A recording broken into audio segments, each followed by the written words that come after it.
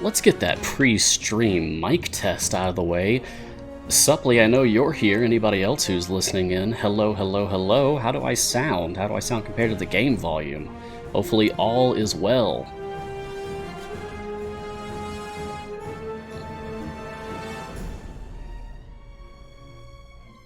Ah, you're making NPCs today, Supply. Cool, cool, cool. Have fun with that. Thank you, Ben Daru. Thank you for your feedback. Thank you, Ziv. Thank you, Mr. Blonde.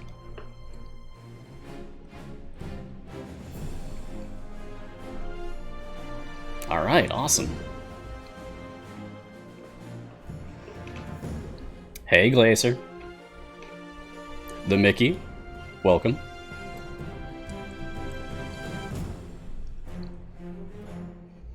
Thank you, thank you.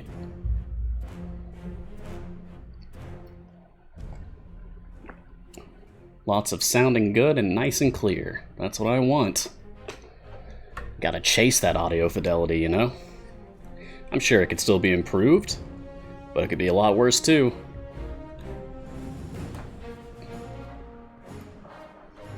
Alright, back in a minute. You guys hang tight.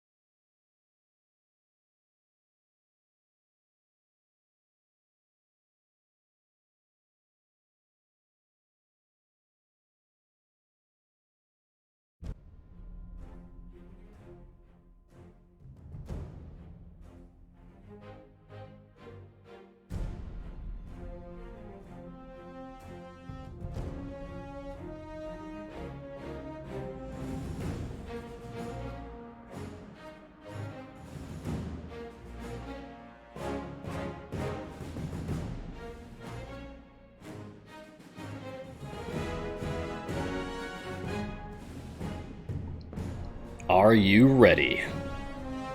Let's do this.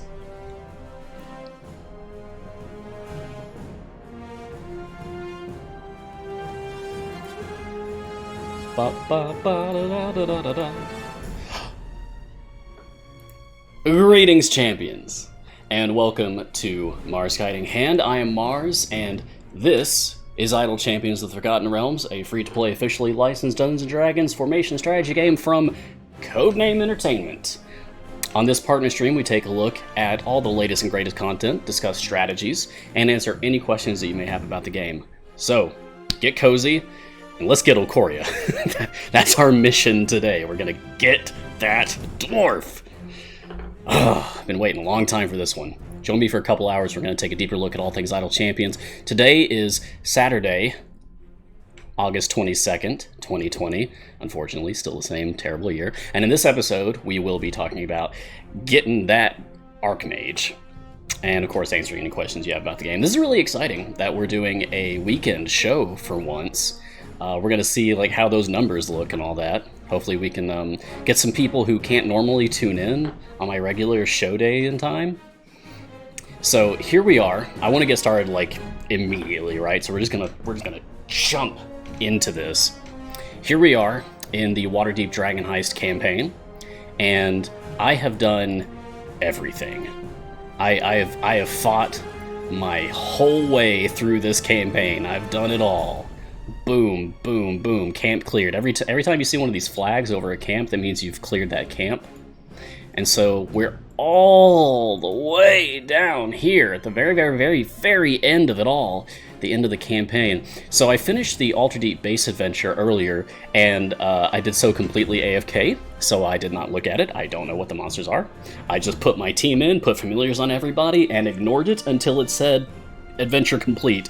Reset it, just so I could have Okoria's variant unlocked, but without spoiling myself on what we're going to be dealing with. So we're going to be jumping into it. Okoria Stone Marrow is a long-awaited evergreen champion that was just very recently added to the game this week. Wednesday, and you can unlock her by going deep into the Waterdeep Dragon Heist campaign. You have to get all the way through all of this stuff, and ultimately you can get access to the Alterdeep base adventure. You need to beat this, which is a stage goal of 300, I believe, and that's going to unlock 2 different variants. Elder Rune attack, don't care right now. The Gargoyle, very much care right now. The Gargoyle stage goal is 400. We have to have completed 45 Dragon Heist adventures or variants, 52 completed, 1 for each week of the year. Anyway, so by beating this one, we're going to finally be able to add Okoria, Stone Marrow, Dwarven Archmage to my party.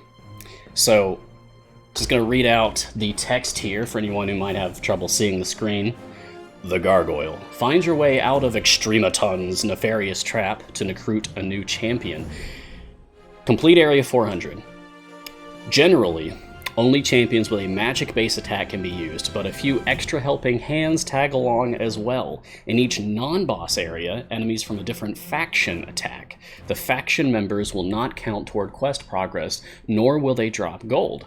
Each faction also has a unique boon granted by Hallister, which will be active for the entire area. Now, it's important not to get confused there. Like, it sounds kind of exciting when you say, ooh, unique boon, but it's for the enemies, not for you. So it's actually a bad thing, presumably. Shout out to Garwar, who's in our chat. Hey, Gar. Great guide that you wrote about Okoria. I glanced over that earlier this morning. So if you have some questions, like if you need some more like real nitty-gritty details about the adventure, the variants, strategies, or Okoria herself, like how to work with her, go read Garwar's guide. It's up on the Reddit. It's also posted in our Discord under the resources channel. Let's go ahead and get started. Hey everybody, good to see you. I'm so glad you folks have been able to join me for this weekend showing of Mars Guiding Hand. What? Welcome, welcome. Please start the objective. Please. Well, okay. We've waited years for this. We can wait a few more seconds if we have to. This only seems to happen like if I linger on the mission select menu for a while.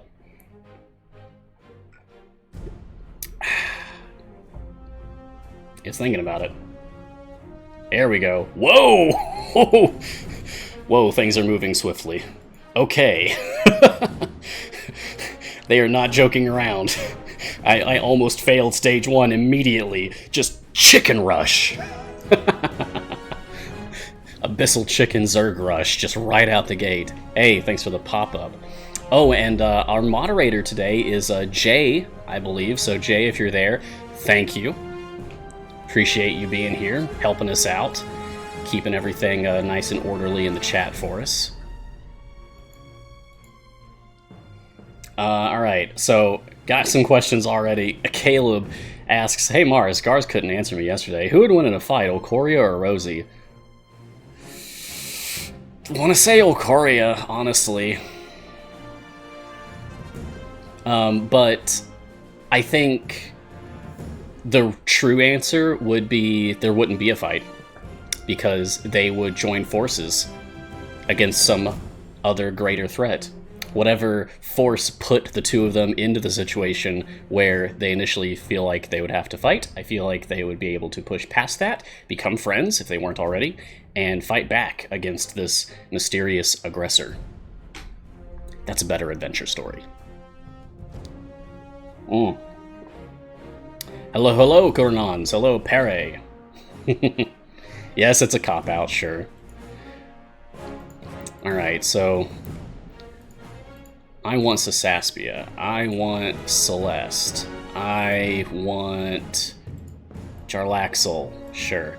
I do want Calliope. I want... Hey, I haven't used Ashara in a good long minute. Frida. Ooh! Let's do Frida DPS. Yeah.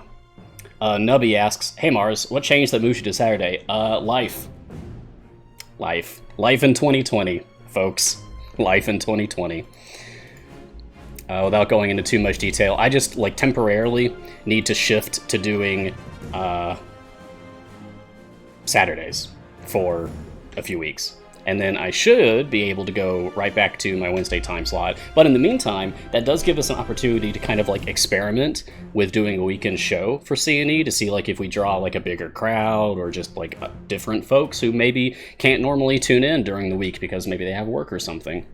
Maybe a weekend show will appeal to some people out there who normally aren't able to be involved in our streaming community for Idle Champions. And if that is you that I'm speaking to right now, then welcome. Did I cover how to access this area that I'm on now? Yes, so you need to have gone through the Waterdeep Dragon Heist campaign all the way to the very end.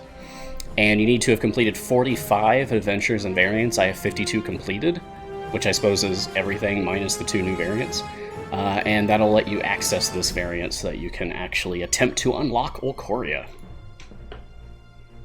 Hey, BM Ronan, thank you for your Twitch Prime subscription to the twitch.tv/CNE Games channel. Thank you for supporting our channel. Cheers. This is a peppermint black tea called Peppermint Peak by Celestial Seasonings, by the way.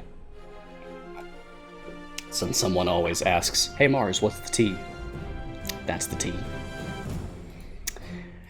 Ugh, Tyrrell feels like cheating. My Tyrrell is too good. Want to Die says they like a weekend show. Cool. Cool, good. I hope that that doing a weekend show is going to be appealing to some people. I can understand why it might be, less appealing. Maybe you're the sort of person who just doesn't have weekends off. And if that's the case, I'm sorry. But Mars Guiding Hand should return to Wednesdays soon. Like, in a few weeks. Peppermint Peak sounds like a mountain in Candyland. It does. It really does. Oh, we could do Averin. We could do Strix, though. She's a tiefling. Okay, so if I want to use Frida DPS, then I'm going to want Strix in here, and I'm going to want Makos. I don't want Archon.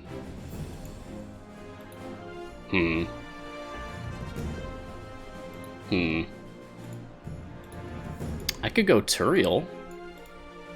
Yeah. Tyrrell. What's the chatbot code for Gar's guide? I don't know. I don't know what Gar's code was for yesterday. I only know what mine is. This one. And I got the days right this time.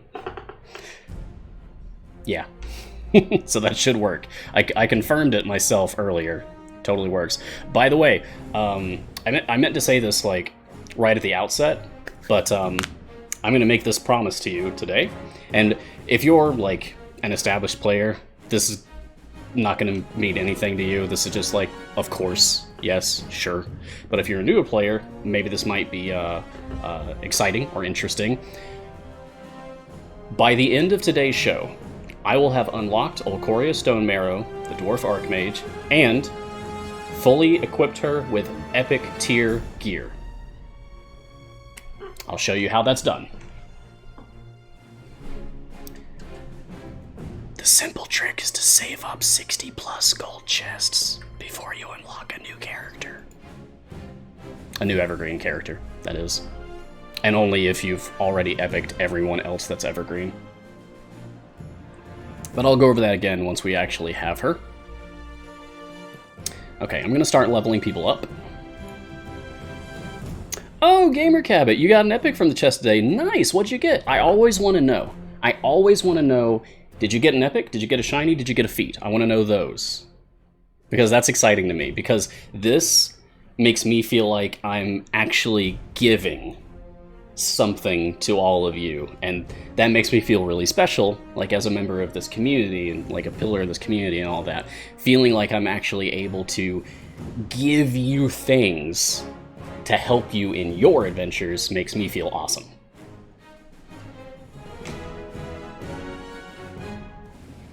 Oh, Admiral, I don't think regular users can post,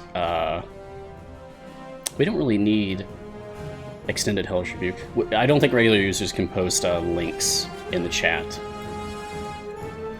But there are places that you can go that just have like a repository of all chest codes that are active for the game. Like there's wikis, and there's the Discord channel, of course, and codes always get posted up on Reddit and the Steam discussion forums, and honestly, you can even just like trawl the in-game chat or WebGL chats on different places. Oh, it's fine, Admiral. No worries.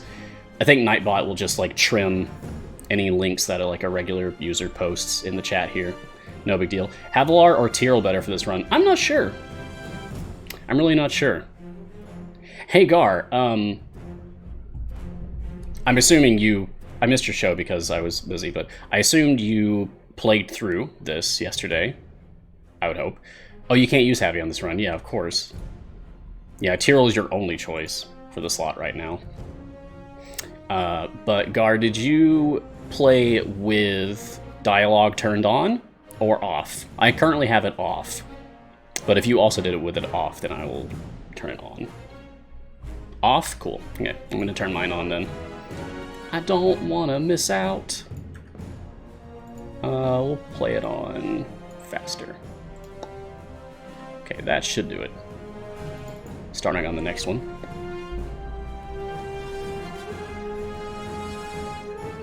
Or the end of this one, we'll see.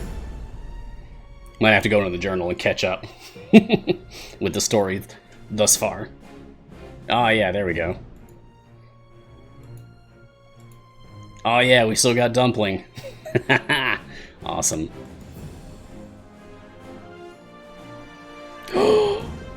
Spoilers, Celeste. All right, let's catch up in our journal. See what the story is in here. Whoop, it's a lot of story. Jarlaxle freaking out. Okay, cool.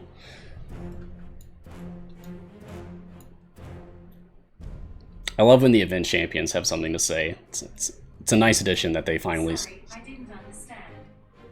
I didn't ask for you!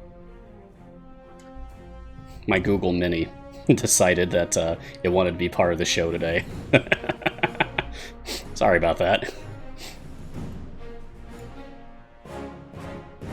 You know, they're talking about the Altar Deep and all that. I decided to do a dive into the Forgotten Realms wiki.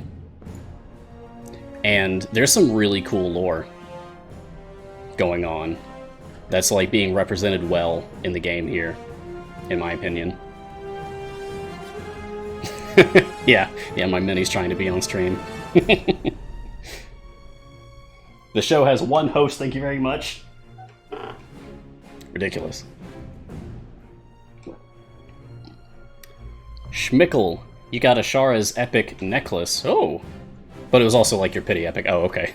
Well, still. That's cool. Let's get some more levels on people. Alright. I definitely want to use Turiel. Sure. You almost always want to take left spec for Turiel. It's almost always better. Turiel's icon has to download for his ultimate. Surely I've used that already several times. Does it have to, like, re-download? Did it change at all? It looks the same. Whatever. I do want you... because Celeste is just cool. I don't know. Celeste or Donar? I think I like Celeste more, like, if I had to pick between them. Donar is more interesting, like, mechanically. But I just like Celeste's design, especially with this excellent healer of Toril skin. It's extremely good. I love the glowing eyes. I'm a sucker for glowing eyes. So like Turiel and Celeste. Kind of even Champion Ashara here kind of has like pale eyes. performance pass may have affected a lot of graphics. Okay, cool.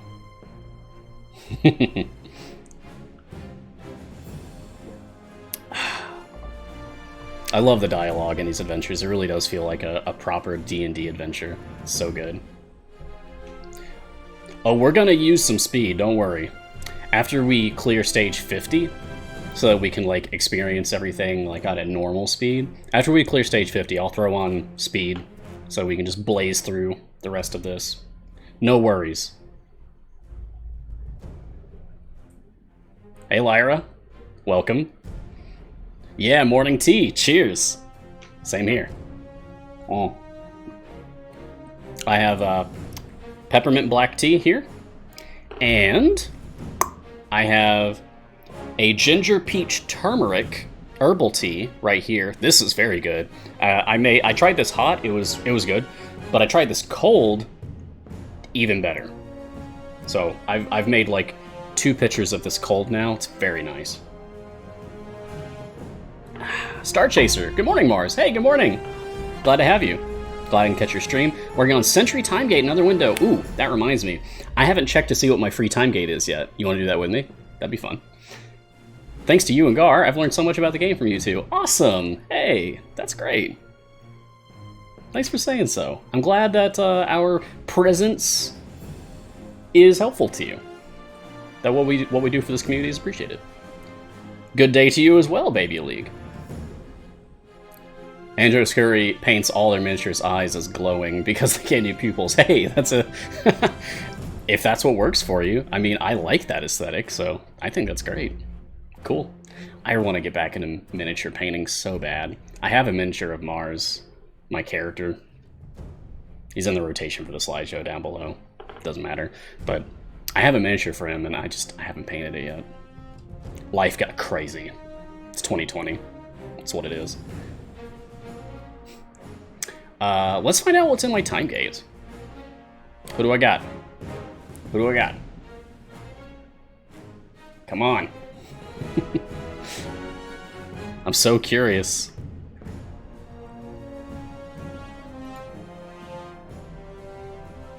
Please. Please. There we go. There she is. What's up, Kalar? Good to see you, boss. Really?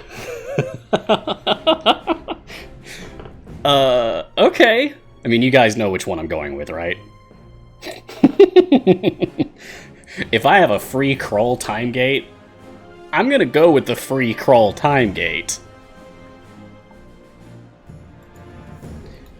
My tap is green. How? Well, Sapphire Dawn, this is actually a skin for the Mage Hand familiar. You see right here, if I go in here, I can choose between regular Mage Hand or Green Flame Mage Hand. Yes, my Donar is wearing a chef outfit. That's a special skin that he has. Yum Yum Hut. It's a reference. C-Team. Why isn't all of my stuff epic? Because I know I'm one of the big players and all that, but there are bigger. There are players greater than me who have put even more time or money into the game. Yeah, that's a really good time gate. I agree, Admiral. I got seriously lucky there. Hard to pick between Krull and Ayla, but I think I'd go with Krull. So my Ayla is fully epic. Yeah, she's full. But my Krull is still missing slot 1 and 5? Yeah. So, he's got a little bit more work to do, so I'll probably be going with Krull time gate.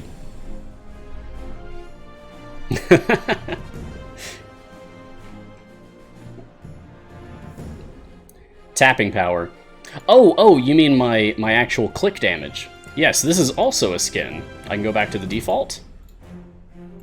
Or the green flame clicks. I didn't realize that it said just green flame clicks. This and the green flame mage hand, and also for that matter, the green flame gym dark magic skin were all kind of connected. It was like this sort of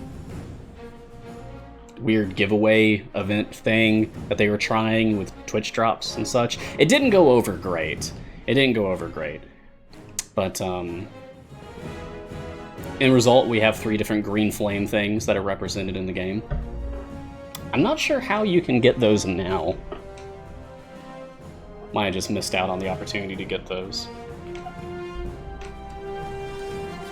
Yes, I believe it is a free Timegate weekend. My reminder for that is the I set up auto moderator in our Reddit for Idle Champions, so it just automatically posts the Timegate mega thread every time there's a free Timegate, and that's kind of my own reminder, even though I'm the one who set it up. Like, oh, the Reddit thread is up, so it must be a free Timegate weekend. Cool. You can still get the green click skin? Okay. Nice.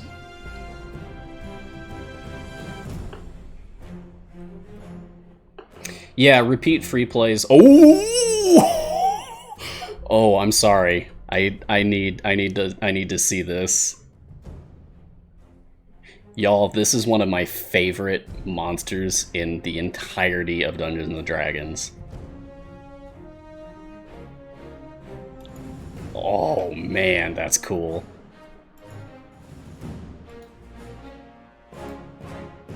I gotta go back and see that again. I've gotta go back and see that again. Wait! Yes, Minsk, wait. We're going back. Alright, yes. Kill, kill, kill, kill, kill, kill. Get these out of my way. Yeah! There it is. Oh. Do you guys say boulette or boulet? Because I know there's kind of division in the D&D community of like how to pronounce this thing. I always say boulette. I think the correct way to say it is boulet, but I really prefer boulette. One of the best campaigns I ever ran began with a boulette encounter. So, they have a special place in my D&D heart. A lot of people saying they pronounce the T. Some others saying boulet, I see. Boulet. Ooh, Jaladen says boulette. Oh. Okay. That's a new one for me. I haven't heard of anyone pronouncing it like that before. That's cool. I respect that. It's different. It would be pronounced boulette if it were French, says DT Saza. Oh, you're just being silly, Jaladen. Okay. Or you just call it a bullet. It kind of looks like a bullet. I get that, yeah. It is based, if I remember the lore right, it's based off of, like, a dinosaur toy that Gary Gygax found just out in the wild, like, shopping or whatever. Like, put that on the table and just made up a monster for it. And I have it. Give me a second. This is exciting. I didn't know we were going to run into one of these today. Hold on. Ugh. It should be here in this tin of mine. I've had to move around a lot, so I still have like a lot of things packed away. And so I believe in here, I think, I'm very careful moving things around. Where are you at? Oh yeah, D&D Beyond does have a pronunciation guide. Does anyone know, looking into the pronunciation guide on D&D Beyond, what it says for the boulette, boulet, boulette, or what have you? It's not in here. I don't know where it is. That's a shame. I must have packed it away somewhere else. I'll have to look for it some other time.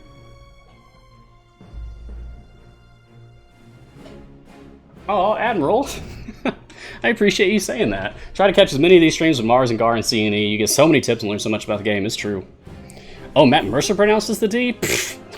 That's as official as it gets for me. I mean, if Critical Role pronounces it Boulette, then yeah, I'm gonna stick with Boulette. I feel validated.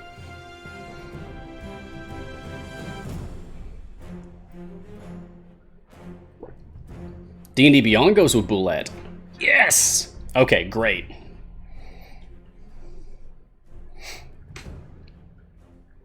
So when we were playing through all of this story with Waterdeep Dragon Heist and getting to like the Ultra Deep and this like dream space reality or whatever, and there's this Mind Flayer, this Illithid named Extrematon, I thought this was just such a silly joke.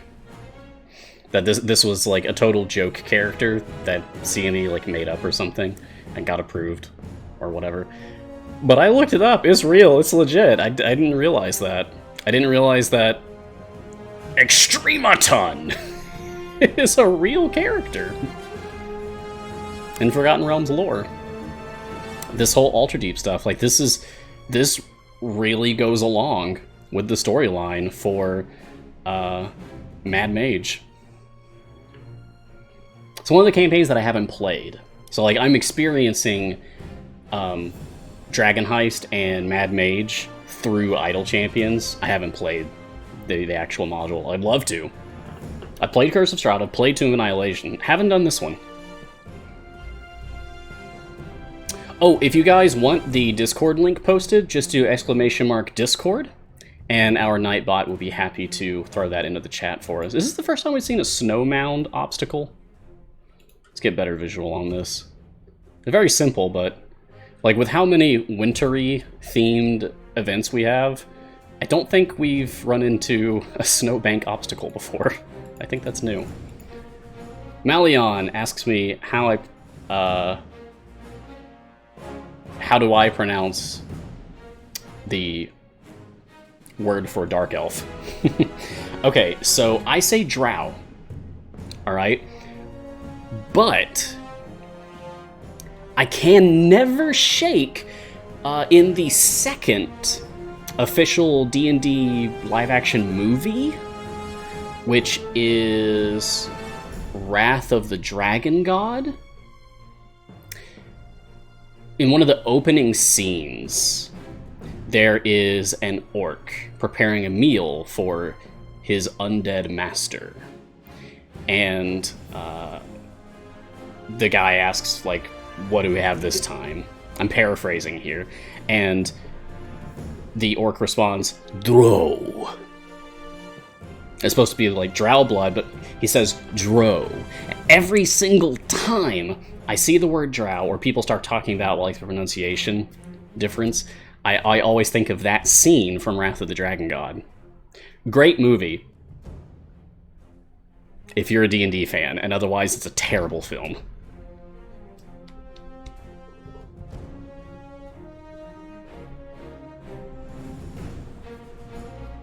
Oh, you're welcome, Malion. Yeah, I kind of pride myself on pronouncing people's names correctly. I've got a good track record for that.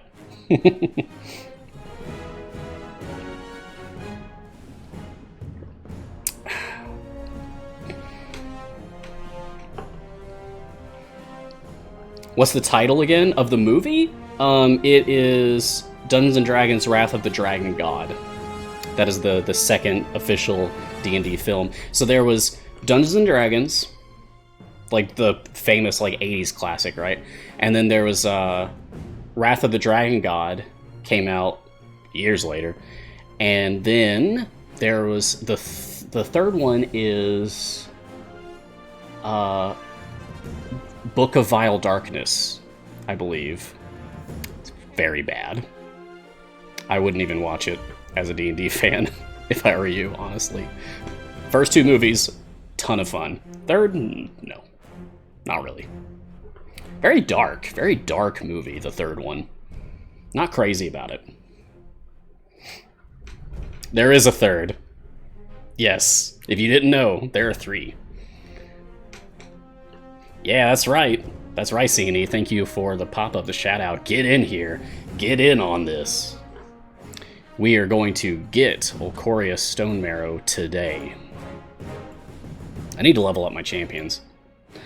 Give me Vengeance. I just want to go for, like, big damage this time. I don't actually need Jarlaxle in here. He's not doing us any favors. Okay.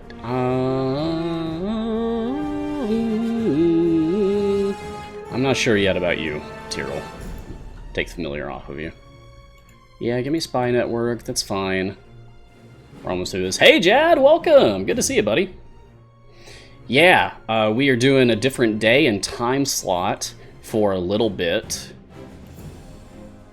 Because life is crazy and weird in the year of 2020. And we needed to shuffle some things around for my sake. And I greatly appreciate that Cini is willing to work with me on moving things around. Also gives us a chance to see, like, what the weekend crowd is like for Idle Champion streams. So it's also kind of an experiment. Did I watch Mythica? No.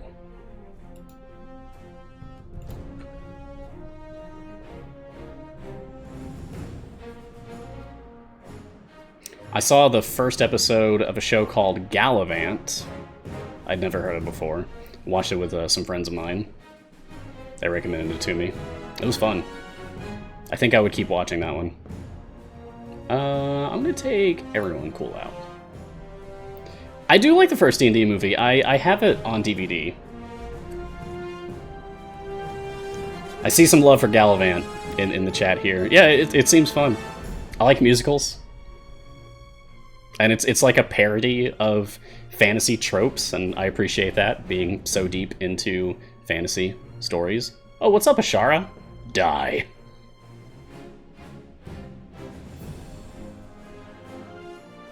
Oh, it's just a doppelganger. Oh, okay. Well, that's fine.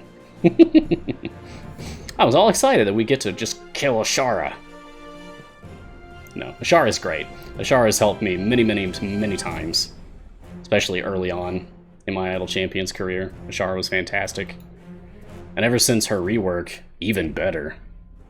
Still not, like, the best or anything. Certainly better. What's up, Extrematon?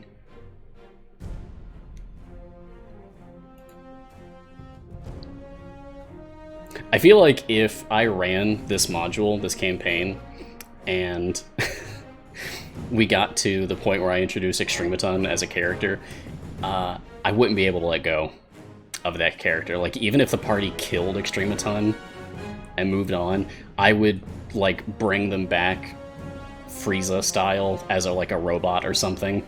Extrematron, something like that. Or have, like, in their dying breaths, like, they call out to the Nine Hells and seal a pact with a powerful devil to be restored to life, to exact revenge. I would absolutely make Extrematon a recurring villain, because that is just such a fun character and name. It's so good. We're almost to that 50 stage mark. Nobody else in slot 4 I can use here? And Archon's not a buffer. See, I guess I'm stuck with this. I'm gonna go with Tiefling Fearbolt Dragonborn for Ashara. Okay. Well, I guess you're gonna be Moonbeam Tyrell this time, because I'm kind of sick of using Tyrell in my tank slot every single time. There we go. Oh, this is also, like, a good trick if you're trying to incorporate Calliope here. Like, if you're in a Waterdeep, Dragon Heist, Adventure, or Variant, or whatever. And what do I want here?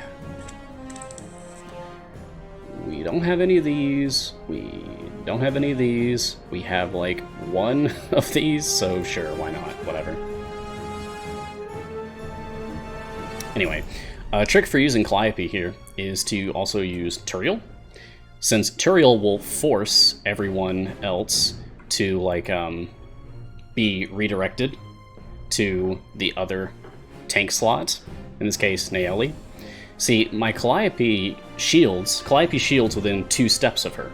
right?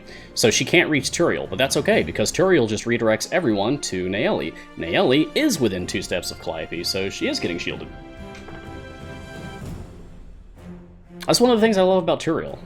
Like, Turiel can also make positioning other champions easier.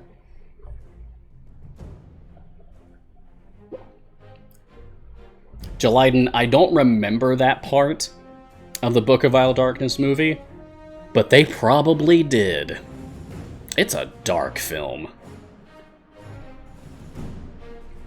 But it's still very, like, couched in Dungeons & Dragons film. Yeah. Pretty sure it's Calliope. Okay, bye, Extrematron. Wait, what?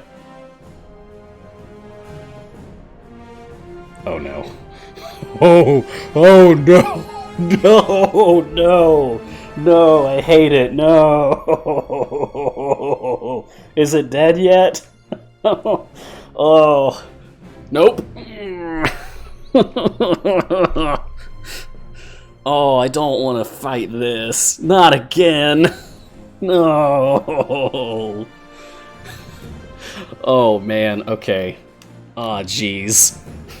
I thought we were done with that thing. Oh.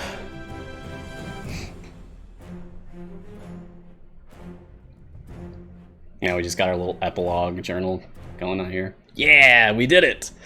Sort of. We are 1/8 done. So now I'm going to go into the menu, and I'm going to turn everything back up to instant and skip. Cool, cool. Okay.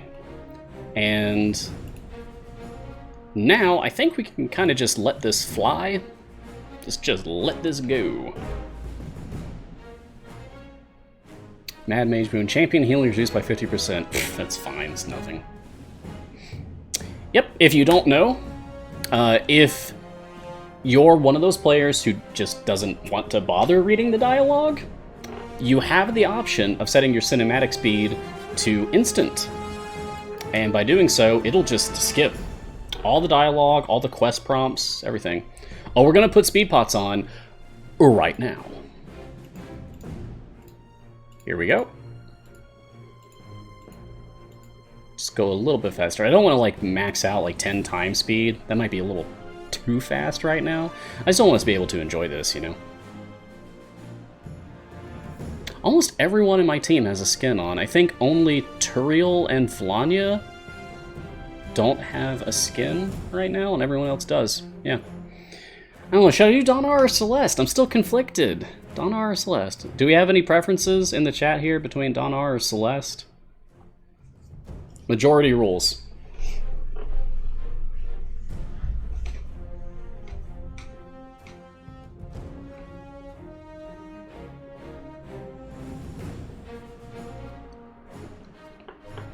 Karenus says Celeste. Trekkie says Celeste. Monkey House, Baby League, Donar. Bruce and Nubby say Donar. Kernon says Celeste. CD and Mr. Blonde say Donar. Glacier says Donar. A lot of Donar love. Koshea, Celeste. I think we're still slightly ahead Donar. I see Donar. Korth! I can't use Korth! I wish I could. I totally would. Korth is probably my favorite in slot, honestly. Gar, you did this mission with Delana. Nice. Nice, I respect that. Of course I gotta go with Frida. You know, if they're giving me a situation where, for the most part, you can only use magic attacking champions, I gotta go with a Frida DPS formation. You know, I love Frida. Shout out to Aaron and Evans and the Brimstone Angels trilogy. Extremely good. I'd put Havilar out here too if I could. How much favor do I have?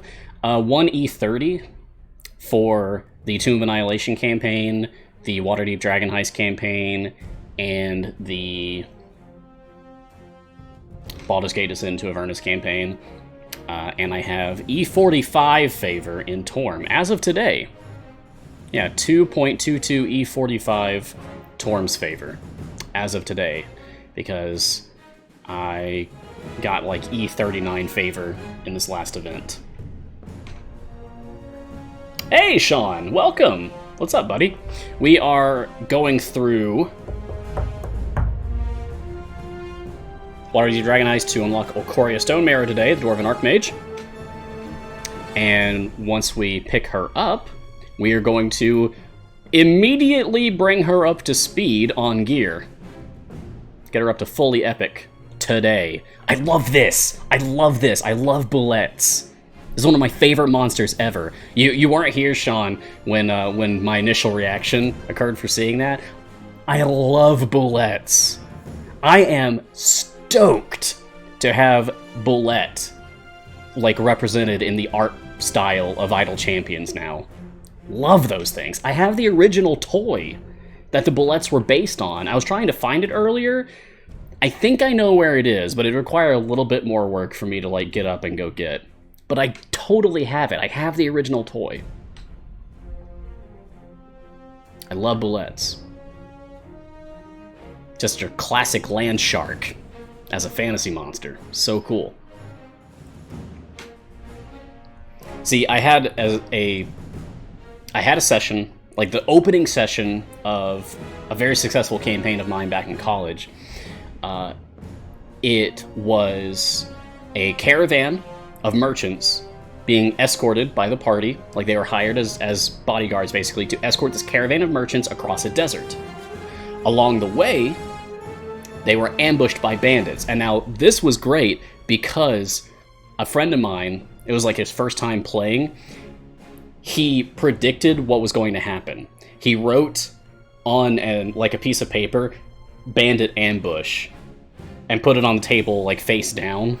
And then when this happened, he flipped it over, like called it, like he expected a bandit ambush because of course, it's such a tired trope, right? No one expected that halfway through the bandit ambush, everyone, including the bandits, would be ambushed by an enraged territorial bullet. They loved it, and from that point on, they were with me for the ride. My players loved it. Just wild card, baby! Throw a bullet in there. Watch what happens. Yeah, that was a good moment.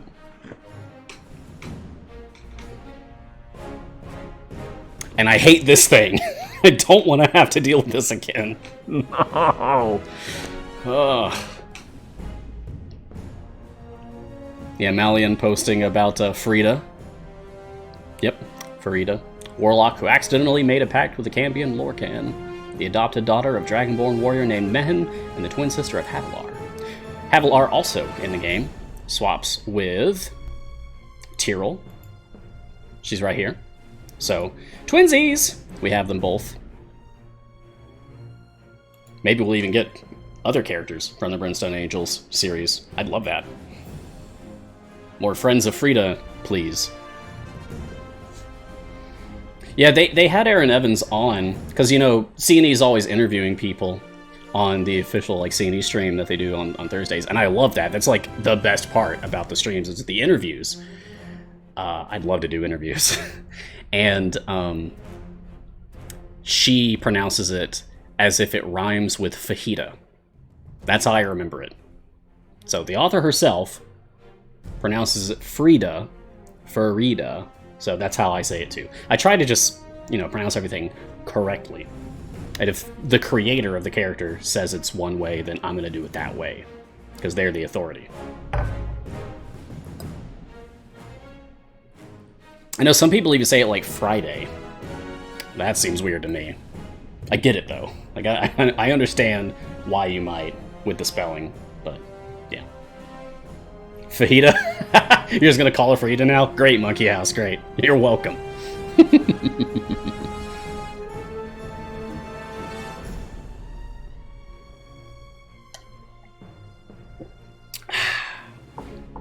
I'm so excited to get Okoria, you guys. It's been a long wait. I'm sure C&E is relieved. It must have been like a lot of tension in the office, like a lot of anxiety leading up to the release of Okoria, I imagine. And then once she's finally out and like stable, no bugs or whatever. Just like a deep exhalation. Finally, we can let go of the shadow that's been hanging over our heads for like 2 years, and we can move on. Yeah, and now everyone, Trontonian, now everyone can just start asking for the next evergreen. It never ends. It never ends. Where'd I come up with Mars for a screen name? You know, I've explained it in the Discord, but I don't think I've ever explained it on the show. Okay. So, there's a few things. Growing up, there were a couple of video games that I really loved. In Tales of Phantasia, the very, very first villain that you encounter is named Mars, and I just thought that was a cool name for a character at the time. And then later on, there's the blood again! Yes! Love that thing. Later on, I played Golden Sun, like, religiously in high school. Loved Golden Sun. And there's the Mars clan in Golden Sun. And then again, there was like, oh, wow, I just love the idea of, like, Mars. Just sounds good, right? Hey, Sean, you know what I'm talking about. Excellent. Third game never existed. Never. Nope, there's only two. There's only 2 Golden Sun games, and they're excellent. There is no third game. Yeah.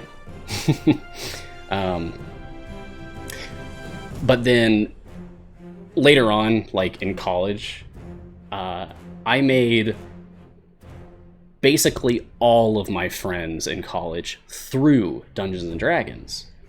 And the first character that I made for D&D once I got to college, I played beforehand, but for college, I played this character for a year and a half, and his name was Klein Mars. And it was actually shorthand because he's a very practical-minded wizard. He had a very long, fancy name because he came from a family of nobles and he did not care for it, so he just shortened it because he likes to do things faster. His full name was Escliner Marsire. So he just went by Klein Mars because that's faster, it rolls off the tongue more easily. This huge epic tale, year and a half, started from level 1, got all the way into, like, epic level, fought the gods and won, became a god, destroyed the universe, remade the universe. It was a stupid power trip campaign, right? Incredibly hype storyline, but he ultimately went, like, crazy from being lonely as a god, and became like a villain in another story. Became like the ultimate bad guy in a different campaign. And so a different group of heroes had to rise up against him, take him down. But I just wrote out, like, okay, so he was destroyed, but like his soul reincarnated so that he could try to redeem himself. And that's how we arrive finally at, like, my character of Mars now.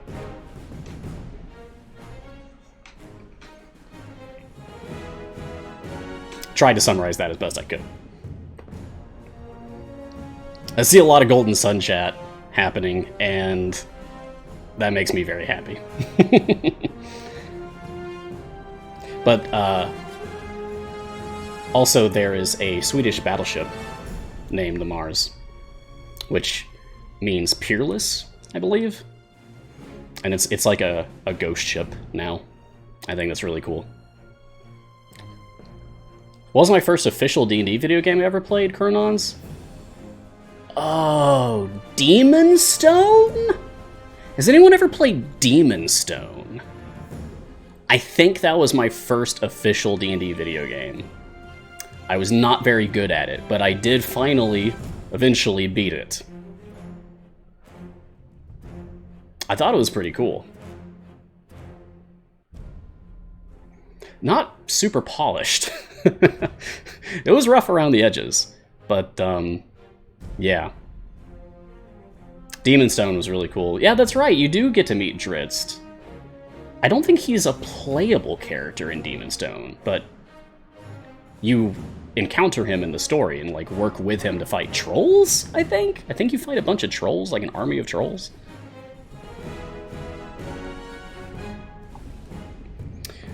Wyvern Win. Do I know if there's a list anywhere of champions based on attack type? Okay.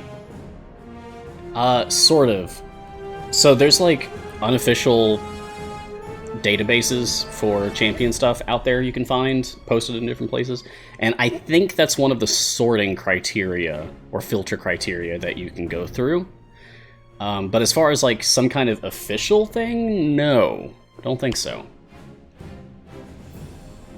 But I can tell you how to check in-game. This is something I've covered a couple of times. I'm going to use Frida as an example here. This is her attack, Scorching Ray. This icon, this little fireball icon in the upper left, this means this is a magic attack. Okay? And if I go to Naeli, as a different example, this sword icon in the upper left, this implies that this is a melee attack. Likewise, there's an arrow icon if it is a ranged attack. It's also possible for a character to have multiple icons, such as in the case of Hitch or Krond, because their attacks can be multiple styles. Wish we could use Krond here. I feel like that's a missed opportunity. He is a magic attack DPS character. He's very good. He's not like the best, but he's good.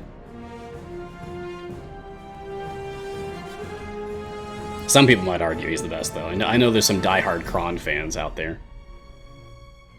He's really cool. I wish I had his skin.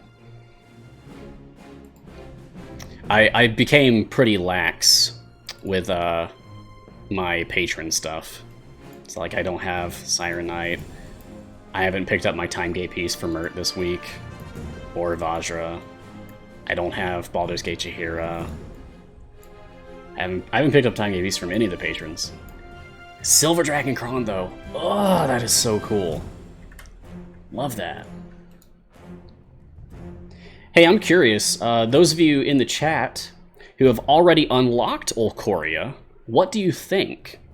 Because I'm late to the party here, and I recognize that. Usually I'm one of the first ones through the gate, right? Because like my show is on Wednesdays, typically. But it's on Saturday now. I could have unlocked Okoria, but it would be a better show if I unlocked her live. So I had to hold back and wait, but we're going to get her. We're going to get Okoria. We're going to gear her up. We're going to go through all of her stuff. We're going to go a little bit faster, too, because I really want to pick her up. And I think what we'll do once I actually get Okoria, I'll just go ahead and start the other variant. What's that called? Not you. Yes. Elder Rune Attack. That's right.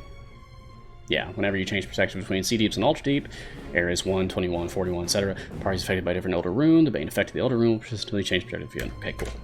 So, I think what we'll do once we get Okoria is we will complete this, we will start Elder Rune Attack, we will gear up Okoria, put her into formation, and go through everything.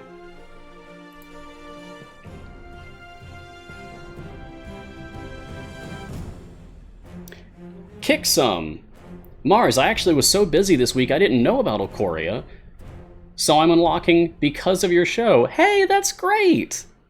I'm glad that this helped you as like a sort of PSA, I suppose. Attention, attention, attention champions. This is a public service announcement. Okoria, the dwarf Archmage of Waterdeep, also known as the Gargoyle, has arrived. Unlock her now by playing the Gargoyle variant of the Alter Deep Adventure in Waterdeep Dragon Heist campaign for Idle Champions. There you go. Kind of like an official announcement sort of thing there. Silly, I know, but, well, I think that's maybe what some people come to this show for, is a little bit of silliness. Oh, Okoria! That's a good one, Thorold. Forgot the beep. Beep! Oh, Kuranons, you're doing the same run right now. Nice. You're at stage 280. You're ahead of me. What DPS are you using? I'm going free to DPS. Should have stopped to drink tea mid-announcement. Yeah, honestly, my throat's kind of sore.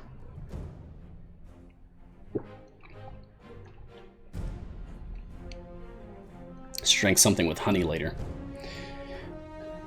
Kushi Sensei. Hey Mars, hey! Do you think they'll add a new campaign at some point, and if so, which one? Icewind Dale. For sure. Pretty sure they've said that. Yeah. So get ready. Because, like, we're wrapping up Waterdeep Dragon Heist. We're already, you know, in the mix with it for Baldur's Gate Descent into Avernus. But Baldur's Gate Descent into Avernus is old news. The new hotness is the coldness. Icewind Dale. It's coming. Rime and the Snow Maiden.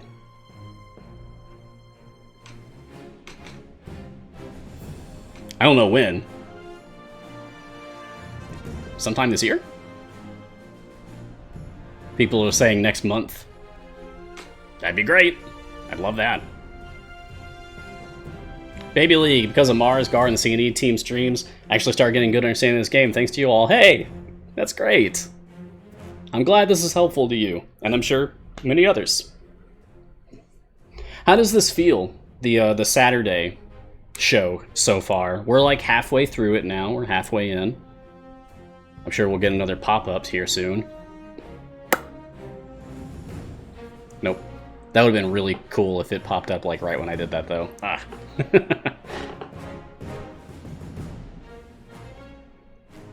I feel pretty good about it. Honestly, I can go with either, but... just hang tight with me for a few weeks. We're going to be doing Saturday shows. Until life can, like, stabilize for me again, and then we'll jump back to Wednesdays. Hopefully, fingers crossed. I'd knock on wood, but this desk is glass.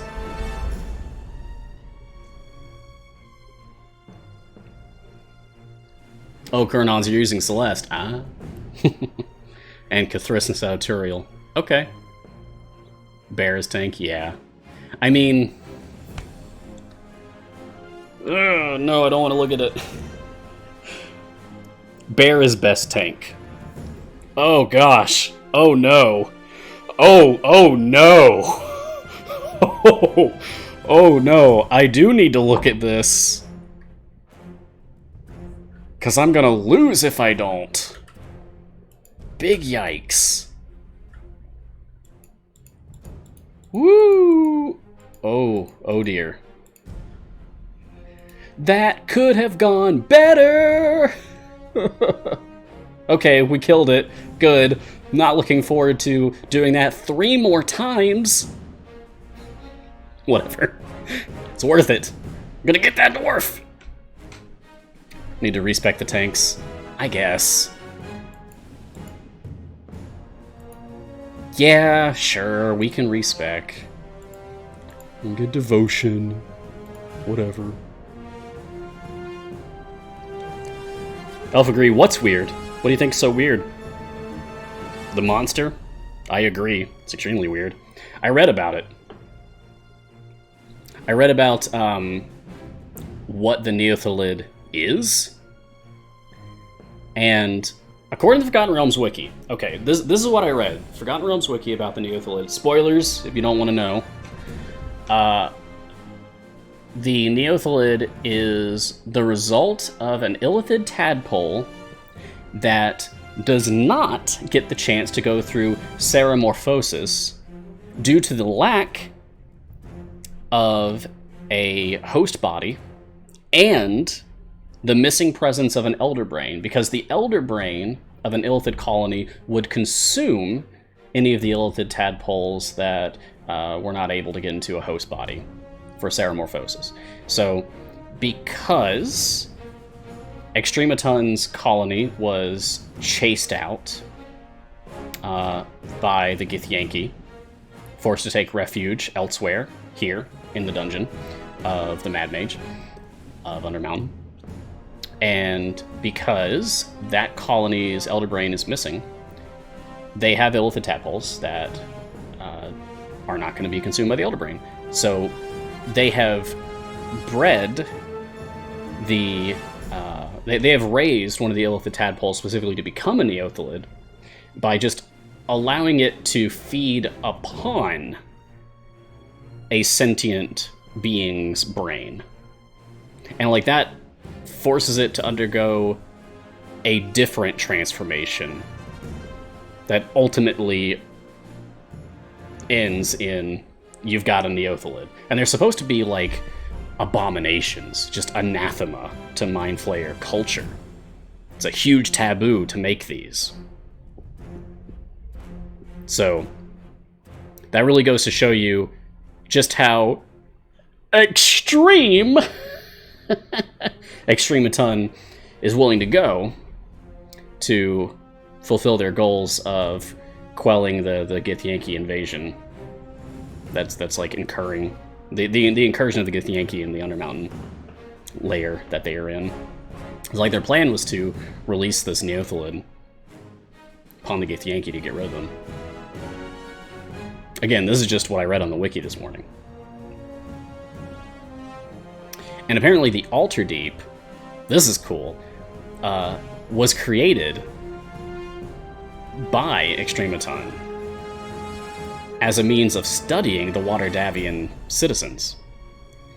That it's like the amalgamation of the dreams and thoughts of the people of Waterdeep to create a false Waterdeep called Alterdeep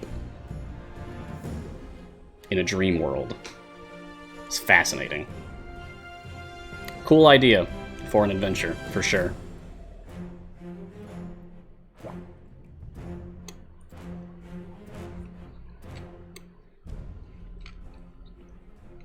Yeah, those of you asking how to get access to this variant, we covered it a couple of times already, but we're past the turn of the hour, so I should probably go back over things again.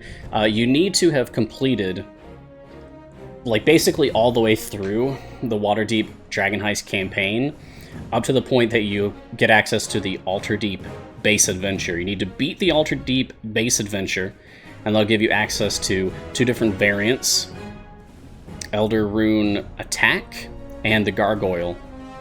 To play the Gargoyle variant, you need to have also completed a grand total of 45 or more. Is it backwards? I guess it was backwards that time. 45 or more base adventures and variants for the Waterdeep Dragon Heist campaign. That'll allow you to attempt the Gargoyle. We have to beat stage 400 under its restrictions in order to finally unlock Okoria.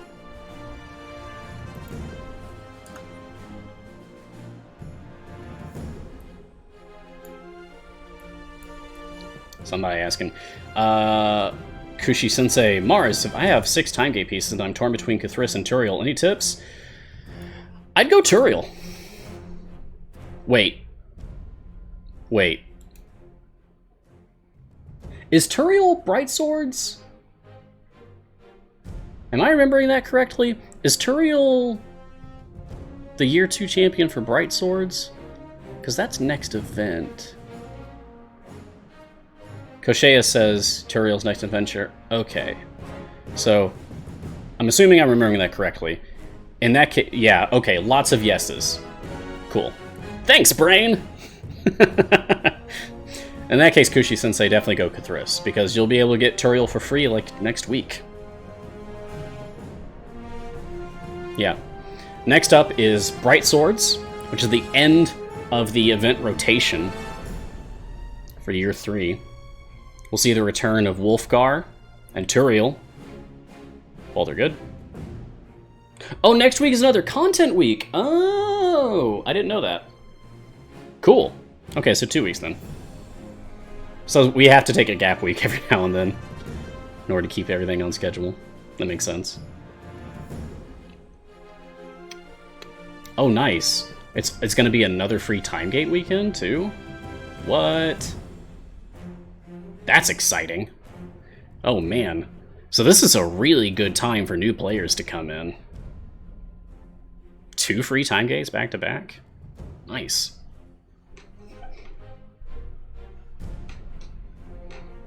That gives people some extra wiggle room, some extra time to unlock Okoria, like if you're having some trouble. Nararin, next event, you'll be able to get both Turiel and Wolfgar. You do not have to pick between them. You'll also be able to get a new character.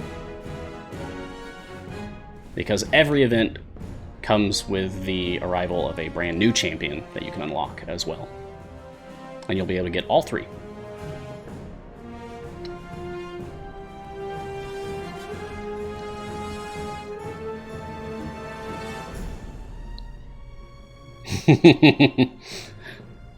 Garwar screaming, "Goblin Artificer!" I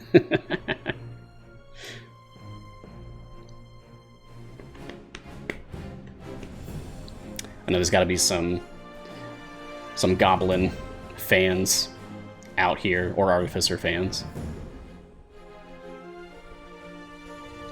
That was a really exciting moment on... Oh man, when did that happen exactly?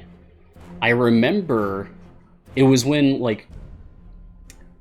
Chris was on at some point a little while back. Yeah, I think it was Chris that told us that a Goblin champion was coming, Goblin Artificer. Goblins in 5th edition are terrifying. Yeah, that's right. It's the Summer Spectacular spoiler stream. Thanks, Gar. Yeah, that was fun. Hey, Kick Some. Thank you for supporting the C&E Games Twitch channel with that Twitch Prime subscription. Appreciate that. Cheers. First time I ever ran a 5th edition adventure. You know, my group just kind of like learning 5th edition. We fight some goblins. Sure. We expected it to be easy. It was not. Goblin's gonna goblin in 5th edition. The whole, like, being able to run up and hit you and then immediately run away and you can't do anything about it. Boy, that is rough. When you were level 1 fighting goblins. 5th edition goblins are no joke. Oh, I do see some bees. Is that coming from my Ashara? Yeah. Is that the only bee user out here? It'd be easier to tell if I didn't have 10 times speed on. Is that gonna run out? Oh, very soon. Okay, great. And we'll coast through here with without putting another medium speed pot on. We'll go back down to like 6 times speed instead of 10 times. This is the only Twitch you watch? Oh man. Cool. I'm glad that you enjoy it so much. I love all of our shows. My favorite's Griddle Champions. I really like Bardic Inspiration. I don't have any kind of musical background, so I don't have like any cool insights or anything to make during the course of a Bardic Inspiration show. But I just sit there in awe, like, oh, this is so cool. I guess it's the same deal with Griddle Champions, the Pancake Art. I've never done Pancake Art. Just, oh wow, art. Neat. That's me. All of those shows that I'm able to tune in.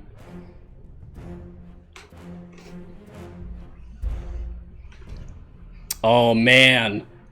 I see some respect for kobolds in the chat. Yep.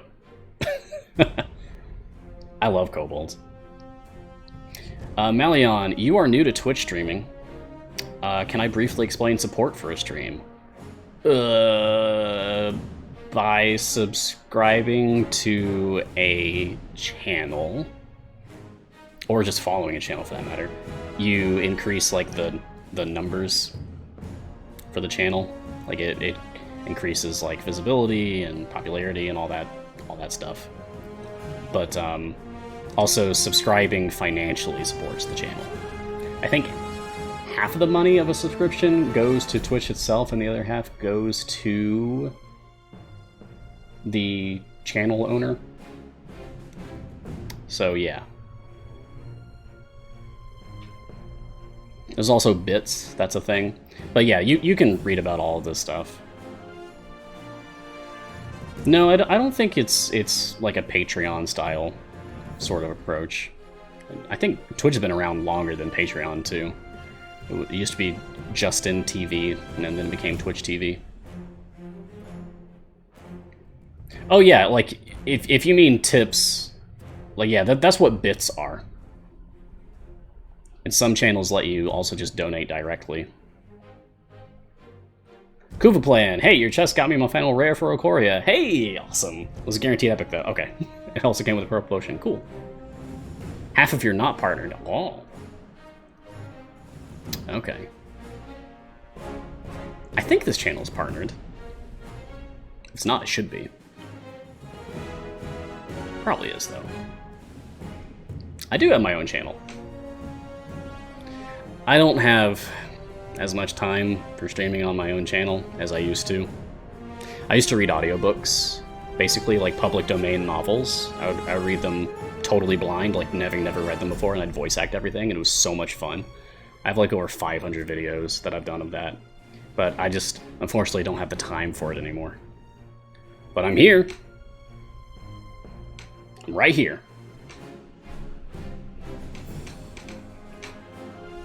We're almost there, you know. We have like 17 stages to go, and then we're gonna have Okoria. So the plan is beat stage 400, unlock Okoria, complete this adventure, go into Elder Rune attack, put everybody in the formation, whatever, set up the formation, open up chests, gear up Okoria, and then finally like read through everything about Okoria.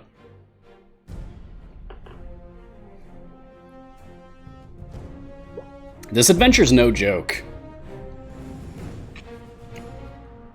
I went into this, I will admit, some arrogance. There was some arrogance going on. A part of me just kind of thought like, oh, it's fine, I can handle this, no big deal. Meh. You gotta watch out for that Neothalid. I love that they put that cinematic into the fight. If you haven't seen it because like it's going by too quickly, it looks like you fight Extrematon at first. That's like phase 1 of the boss fight for this adventure, and you beat him, you kill him, whatever. But then, out of nowhere, from behind him, the Neothalid just like skewers Extrematon with its like mouth tentacles or whatever, and devours him. And then you have to fight the Neothalid. And that's phase 2 of the boss fight. And that's much scarier. Save your ultimates for that one. I think Gar says that in his guide for this adventure. Yeah, get 6 shinies and 8 feats. That's right, Glacier.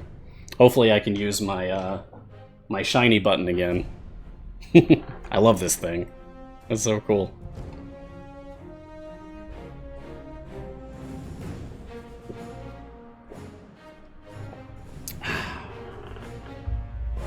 Alright. Fingers crossed. We can do this. Send me your energy! We can do this.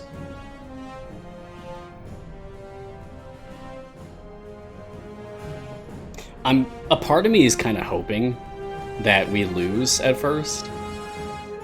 So we have to like strategize and think about how to do this. Which I feel like is ultimately just going to come down to, like, have all of your ultimates ready, beat the phase 1 boss, and then fire everything. Oh, there it is. And it's done. Okay, that's it. Huzzah! After so long.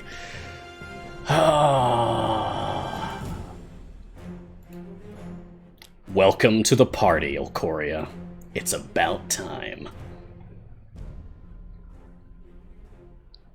Now we need, like, a graphic of Okoria with like an eye patch that says like, kept you waiting, huh? That'll be good. Okay, we are donezo. Let's just immediately jump into Elder Rune attack. So this is same adventure, different goal, stage 350. And whenever we change perspective between Sea Deeps and Ultra Deep, which is stages 1, 21, 41, and then, plus 50, each of those, going forward, the party is affected by a different Elder Rune. The main effect of the Elder Rune will persist until you change perspective again. Cool. Oh man, Malion! Thank you for the bits. Thank you for supporting the channel again. Cool. I think that's the first time I've seen bits being given on my show here. Cool. Alright. So I'm just gonna put some people in here. I don't really care who they are right now. I care about this one. I want this one. Look at this cranky old lady. She's great. Okay. This is gonna be good. You need a healer. Well, I don't want a healer. Oh. I guess I do want a healer. Yikes. That's rough. We're fine. Click damage is gonna get us through the first, 200 levels easily. Okay. Speaking of levels, let's get levels on Okoria. And let's start reading about her and then we'll open up chests. Okay, so Okoria, the neutral good dwarf wizard, is a support role champion. Okoria has defended Waterdeep with her magic more times than she can recall. She is a well-respected member of the Watchful Order, often working closely with the Blackstaff, which is Vajra Safar, if you don't know, currently. It's a title that changes hands. On the city's defense. Known only as the Gargoyle by most, her face often locks into a scowl of concentration. Few have withstood her withering stares without relenting. And she's dead. I mean, sure. She's probably gonna die a lot. Don't worry about it. She's fine. She'll be fine. Okay, let's take a look at our upgrades. Alright, the first formation ability that matters is Spellcaster School. Okoria gains a stack of Spellcaster School for each champion with a magical base attack in the formation. So once again, to identify if a champion has a magical base attack, look at their base attack listed here, right under their portrait on their character sheet, and if it has a little fireball icon in the top left here, even if there's multiple icons, if at least one of them is this fireball icon, that means it's a magic attack. So it should count for the Spellcaster School ability. Alright, each stack increases the damage of these champions by X%, currently saying 1100%, stacking multiplicatively. Dang! Each? And it stacks multiplicatively. Okay, Okoria. So you just want to be surrounded with other magic attackers. Got it. Thankfully, we have a lot of those in this game. Wow. Wow. Are we finally going to see Zorbu dethroned? Dare I say it, will a magic attacker be our new top DPS as long as you have Okoria? That'd be amazing. Moving on. Defender of Waterdeep, increase the damage of everyone in the formation by X%, currently 275%, if you are on an adventure in the Waterdeep Dragon Heist campaign. Okay, so that will help with doing your variants, especially patron variants. She qualifies for Mert and for Strahd, but not for Vajra, which seems weird, right? Like, Vajra only wants to work with you if you have enough Constitution. You need Con of 14 or higher to work for Vajra, but in Okoria's bio, it says she often works closely with the Blackstaff, which is Vajra. That's weird. I'm not crazy about that. But maybe we'll get a feat full Okoria that increases her con by 2. Because that would be enough to allow her to be used for Vajra. And then that would make the bio finally make sense. Yeah. Anyway, moving on. She just doesn't do chores for her. Okay. That's a good one, Gar. Yeah, gotta do chores for Mom, Dad, and crazy Uncle Strahd. But this should help with doing variants and patient variants in this campaign specifically. And I suppose this is like, this does nothing for you if you are in any other campaign, which is sad, but at least it's not like the most important ability that she has. That's probably Spellcaster School. This is huge. That sounds like a huge buff if you stack it up. And then next she has Watchful Order, which is long. Okoria provides additional buffs based on the number of Spellcaster School stacks she has. Okay, so once again, you want to just fill the formation with magic attackers, because that'll give you more stacks of Spellcaster School. Okay, so you've done that, and now, Watchful Order. 3 or more stacks, attack speeds of champions counting towards Spellcaster School are reduced by some seconds. Currently 1.375 seconds. Okay, so faster attack speed. Who would that help? I mean, that's going to matter for, like, any debuffers who stack debuffs on people, but they have to be magic attackers. And how many are like that? Sasaspia? Kroll? Wait, is Kroll a magic attacker? I don't remember. No, he's melee. That's right. He uses his big old maul. Yeah. Warden? Someone suggested Warden? I feel like Warden... I mean, definitely melee, but... Does Eldritch Smite count as magic? No. Okay. So... Yeah, not Warden either. Alright. Yeah, I'm not sure... Frida, sure. Like, anyone who's just, like... DPS as a magic attacker, sure. Jim, sure. But, yeah, I'm having a hard time thinking about anyone else that's going to help out explicitly. Anyway, 5 or more stacks increase the positional formation ability effects of champions counting towards Spellcaster School by currently 62.5% for each stack? Really?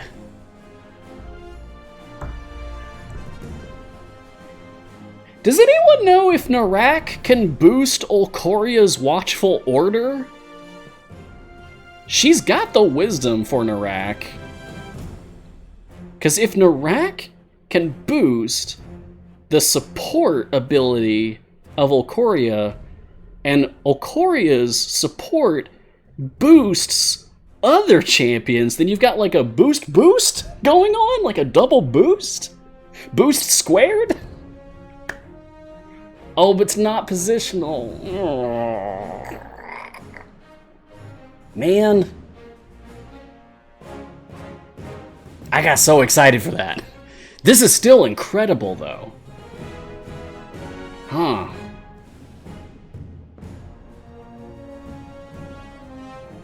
Okay, positional formation ability effects.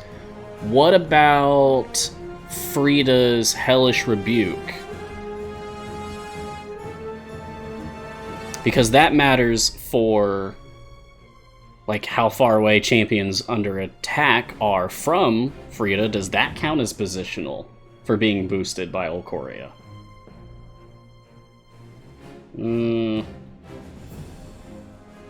Oh, Trontonian very helpfully posted a full list of magic attacking champions. Thank you, Trontonian. I'm going to read this aloud for anyone. So, Trontonian's posted full list of magic attacking champions currently in the game, and here it is. Cathris, Sasaspia, Turiel, Celeste, Donar, Calliope, Dadius, Keelek, Okoria, Ashara, Frida, Freely, Jim, Delana, Vlanya, Makos, Avron, Strix. Oh yeah, and Beetle, right? Oh, and Swamp Grama. And Archon when he's fire breathing. Yeah. Yeah, missed a few there, Trontonian, but thank you. Okay, 7+ stacks. Each time a champion counting towards Spellcaster School attacks, there's a 50% chance that their base stat cooldown will immediately reset. You don't say.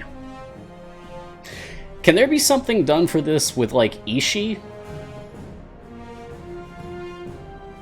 Can you get into more, like, attack cooldown shenanigans with Ishii doing this? Like, if you set up a formation that was all just support magic attacking buffers, and they were all pointed at buffing Ishii as your DPS, can you make weird things happen with Ishii just, like, machine gunning attacks? We've had that happen before. Machine gun Ishii is fun to watch.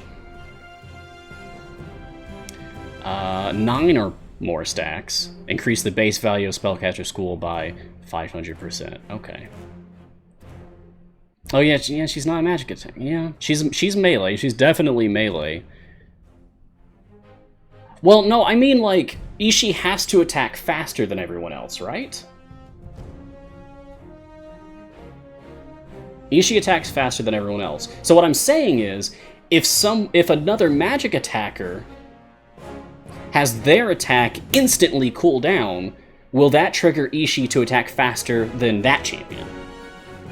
I know she's not being affected. Ishii herself isn't being affected by Watchful Order here. But if other champions are being affected, and they attack faster, will that make Ishii attack faster? Do I sound crazy?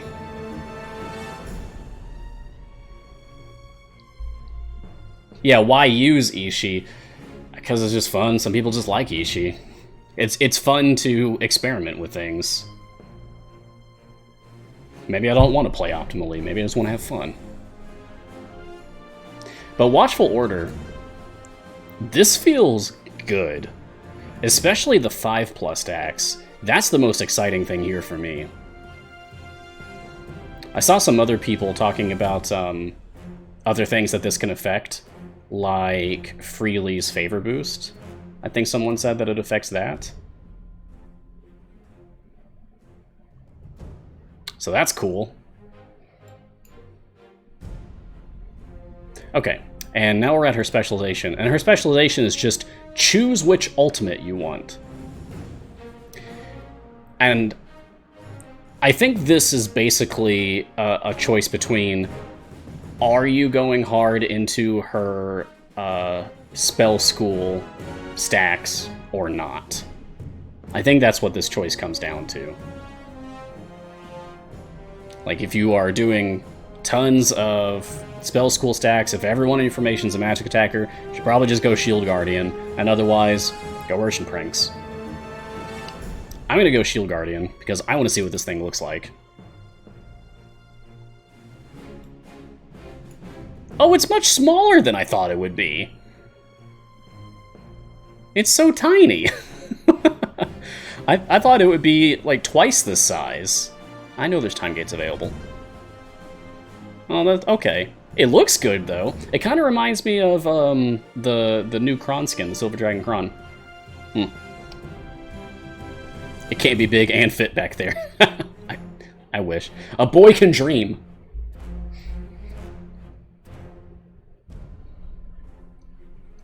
Yeah!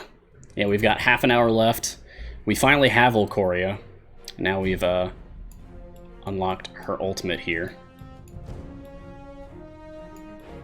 Just says it unlocks it. Cast Lightning Bolt.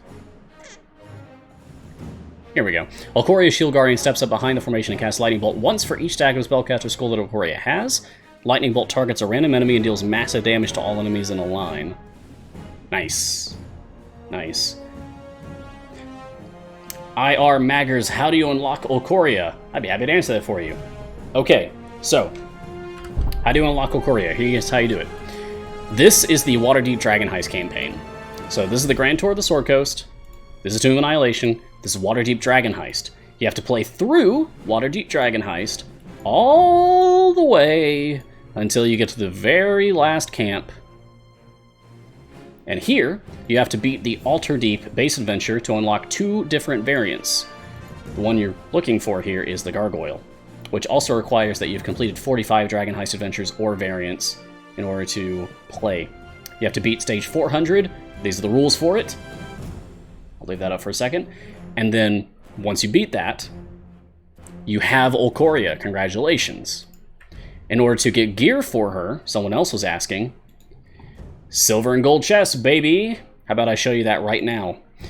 Because Okoria is what we call an evergreen champion. Her gear, once you've unlocked her, is added to the pool of basic chests. Silver and gold basic chests. Here we go. So, like there's one. There's one. Look at this. Look at all the stuff for Okoria right here. We got her all geared up already. So there's proof. Just regular old silver chests. That'll get you gear for Okoria.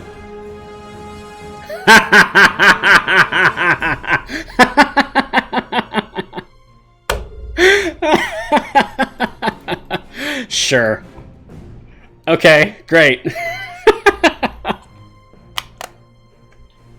Oh, is it not working? Oh man, the super button broke again. There we go. Cheers, Sean. Thanks. Thanks, bud. Woo! Alright, let's do some more. Now, remember, we cannot get epics from opening up silver chests, but we can get a lot of item levels, and we can get Okoria all the way up to full blue, the rare tier. Once I've opened up all of these, then we're going to switch over to the gold chests. This is adorable. I love this one. Oh, that's great. The kids hang it up in the attic to practice fighting. They won't soon forget the battle. Cool. Should have stayed in bed sleeping. Hey, I'm glad to have you here, Sean. Appreciate you coming in on the weekend to hang out with us. This feels good. This weekend thing feels good. Definitely seeing some different names in the chat that we don't normally see. Hopefully this is, you know, good for them that we can have a show on the weekend. Malian, how on earth do you accumulate so many silver chests? Play the game. Unfortunately, this may not be something I can do regularly moving forward. I try to have a rhythm of getting like 1,000 chests every week, but I don't think that's going to play out very much anymore. I've gotten a lot busier, which is like a good and bad thing, you know? So, this may be our last hurrah. 450 viewers right now? Whoa!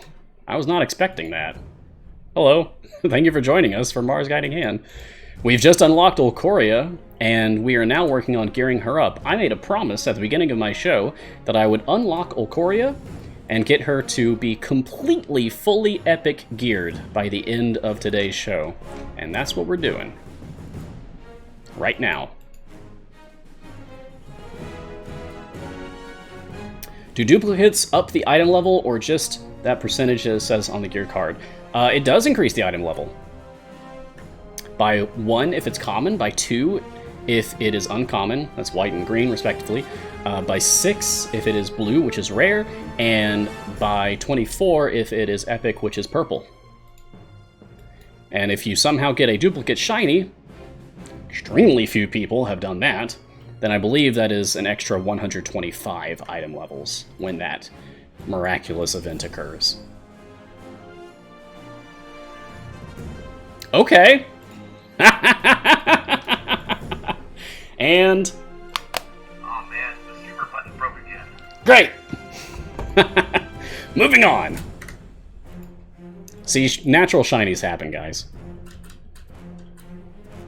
If you've been playing for months and you don't have a shiny yet, just keep going. Just keep on opening up chests. You'll get it eventually. 2? We got 2 last week as well. From 1,000 chests. That's definitely above average. Average is like 1 in 1,000. We've gotten 4 in 2,000.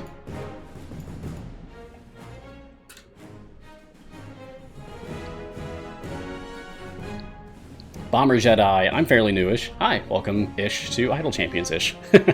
Thanks to my husband. How do you have a goal of 1k chess per week? I play the game religiously. I'm crazy about it. I love this game. It's like favorite game all time at this point, probably. I'm just one of those people. I have a lot of passion for Idle Champions and its community. So, put a lot of time into it.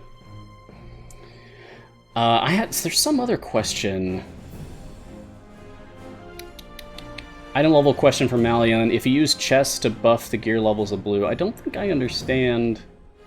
Could you ask the question again? Could you reword that, please? I don't think I understand what you're asking there. It seemed like more of a statement than a question.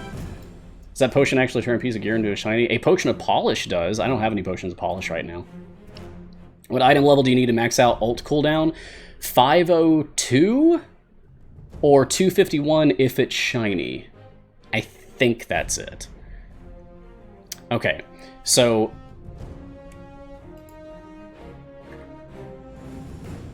what is going on here? This is correct. This is not.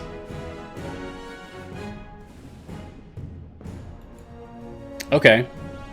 Maybe if I switch her out and back in? Nope. Yeah, it seems like it's just a visual bug. I'm not going to worry about this. It's on the list. Okay, Sean says it's on the list, so don't panic. This is fine. They're aware of it. And it's just a visual thing anyway. Like, this is all correct right here. I wouldn't worry about this. Just got to relog. Alright, cool. I don't want to do that in the middle of the stream. But, duly noted. We haven't taken a look at her feats yet. So she's got a few default feats. Selflessness was just your standard support default feat. Understanding the weave. Cool. I love weave and Mistra stuff, so good. Okay, you definitely want this one. This one, not so much. Definitely this. Okay, I'm going to put that on. Now, as far as the unlockable feats go, we've got 3 chests and 2 gems, so that's generous. Alright. This is your standard upgraded support feat.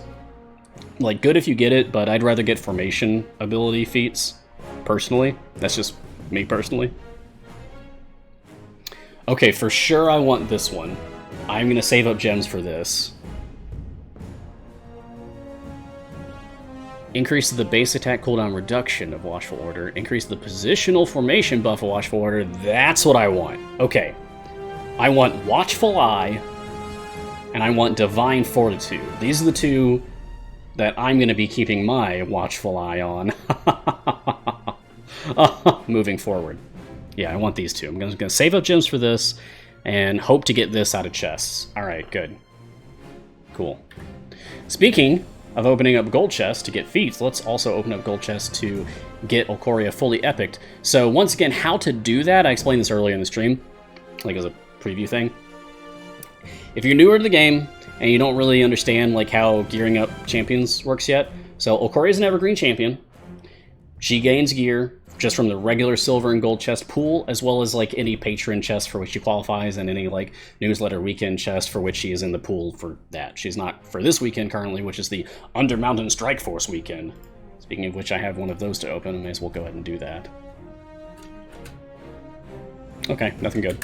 Moving on. It happens. Dungeon crawls. Hi, Mars. Hi, welcome. Glad you could join us. We've got like 20 minutes left in the show.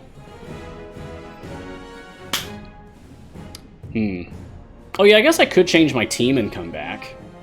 Okay, well, yeah, I can do that real quick. Let me just do that real quick.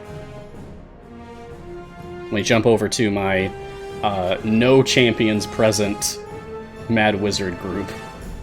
There's nobody here. All right, let's go back. I wanted to have all of my champions available for the show today, so I just threw up like a dummy click damage formation over there. Hey, she's fixed. Great. So she's fully blue.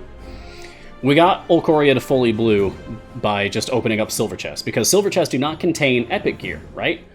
Gold chests do. I'm sure you know this, even if you're new. It's an early thing that you learn about chest differences. But did you know it is a maximum of 60 gold chests in order to bring a new Evergreen Champion to completely epic?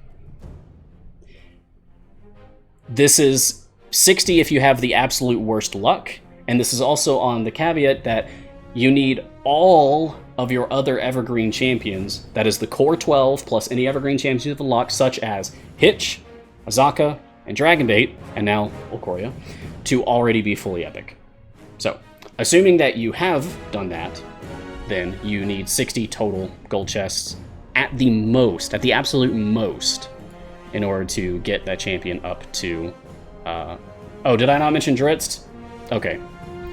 Hitch, Dritz, Azaka, Dragonbait, Okoria. So we have 5 Evergreens now. I'm gonna have to change the... layout for my Champions visual aid now. I'm not sure how I'm gonna shove Okoria into the lineup for Evergreens. Might just have to do another row down. I'll figure it out. Anyway, we're gonna open up some gold chests now. I think I'll do...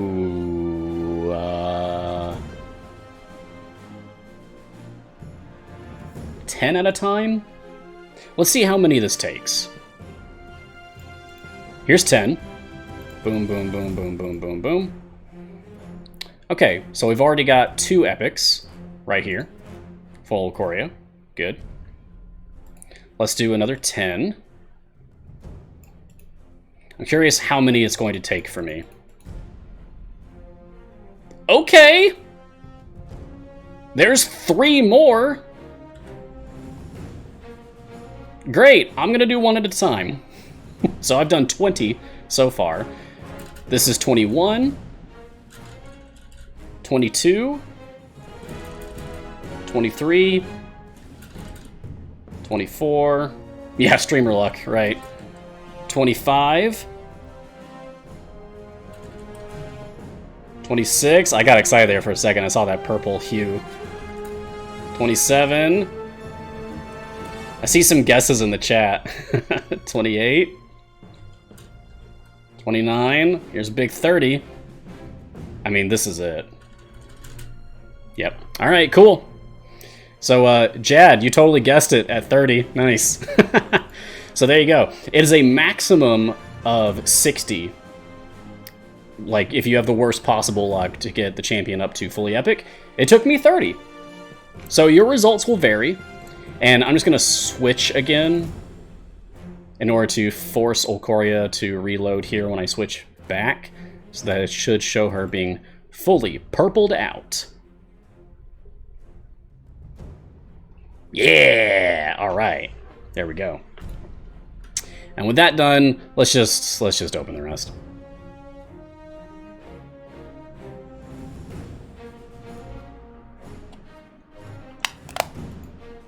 Come on. Really? Okay, well, I pressed the button. It just refuses to work with me. Double Delana cape, really? Oh, hey, nice! Cool. Yeah, I like these. That's good. Sweet. Yeah, I can jive with that. Alright, luck ran out, but definitely got more epics there. Heck yeah. Yeah, I guess I broke my button. Maybe it needs new batteries. Cool. And with that, let's check out what Okoria has landed on as far as item levels go. Where's she at? There's she at. 40. Dragonbait, my other most recent, is at 489. So, you got a long road ahead of you, lady. Good luck. There we go. Did I fill my collection? Great question, Garwar. I did do silver chest firsts. Like over 1,000 of them. So if I'm missing any, ooh, I better not be missing any. Aha! Excellent. For some reason, these epics are not showing up. Oh, there we go. They had to load. It's funny because the flavor text on this one even says, give me a moment. Like, okay, well, I'll give you a moment to load. How about that? So yes, full collection on Okoria. Love that. Oh, if you don't know this, by going into your collections tab and reviewing the items, like hovering your cursor over it, you can see the flavor text and the art. And you can't normally see the flavor text for old items once you've upgraded that item, right? But you can here. Okay, I'm gonna go slowly, like hover over each of these so that people can just read through them or just look at them.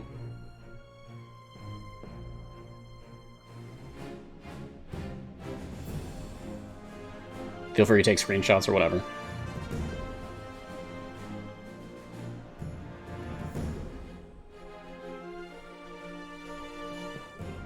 Bookworms.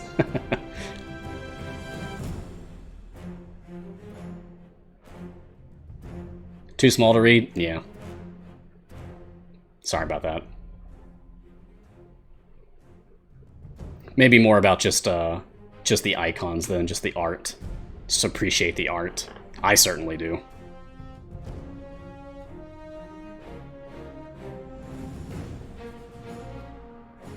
It's adorable.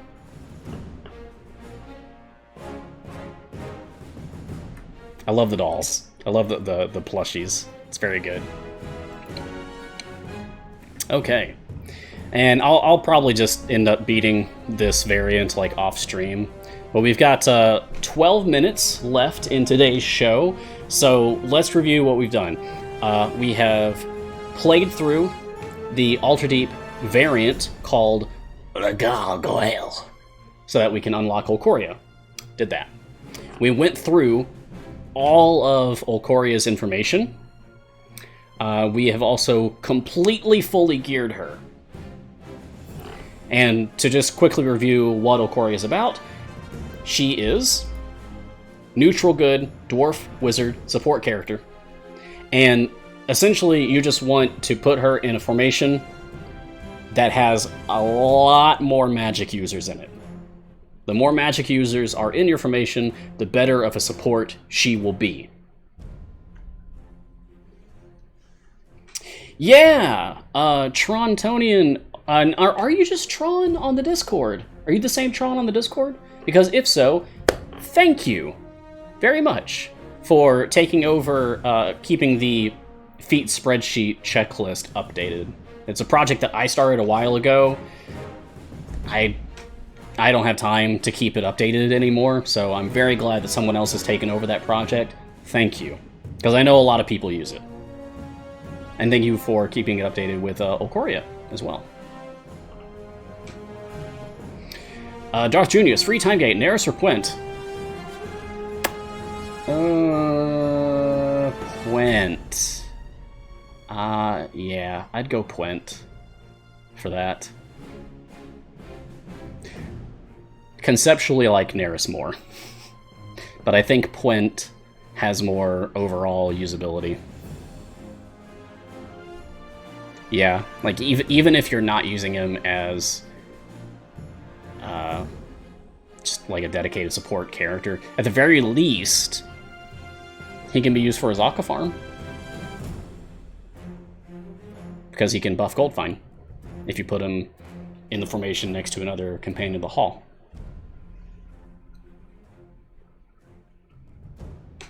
So, yeah, I would pick Puent.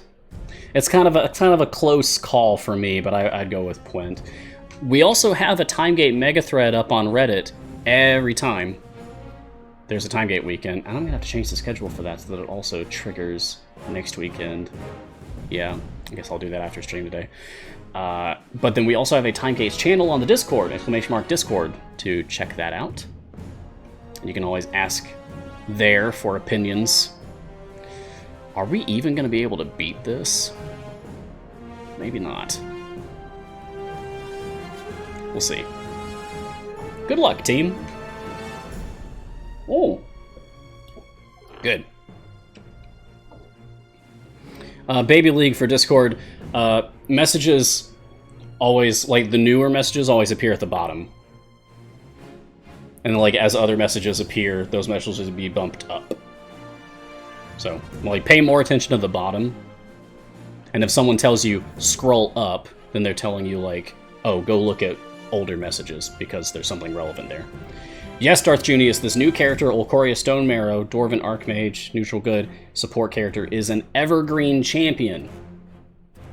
Not an event champion. You have to play through the Waterdeep Dragon Heist campaign to unlock her, and once you have her, her gear, as an evergreen champion, will appear in regular silver and gold chests, which we also kind of proved by just doing so. We geared her up on the stream just a few minutes ago. She went from nothing to completely epic. Man, 2 shinies and 3 feats today. That's a good haul. That's a very good haul. What sort of damage do you need? Oh, we didn't take a look. We didn't take a look at the health of the boss. So unfortunately, I don't think I have that answer for you. Maybe somebody in the chat does.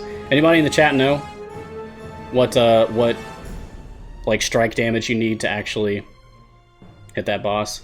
Silver Anthelus says E140 plus. You sure? I don't know. That feels wrong to me.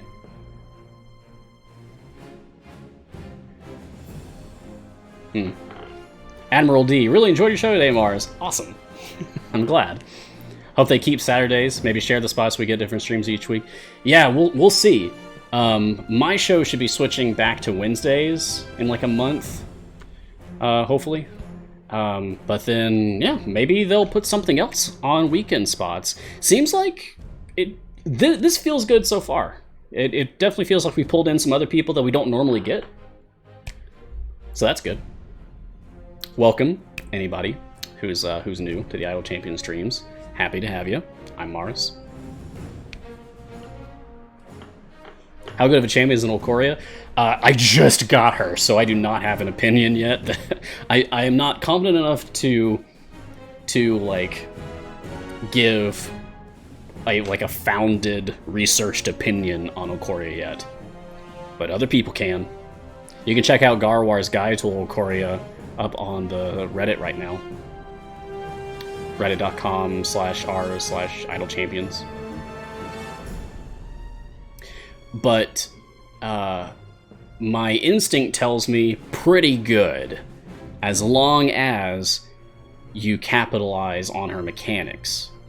If you just put her in your formation and you ignore how she functions, she's probably terrible.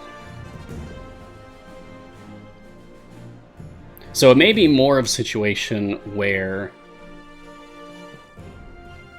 whether Okoria is good or not is going to largely depend on who else you have available.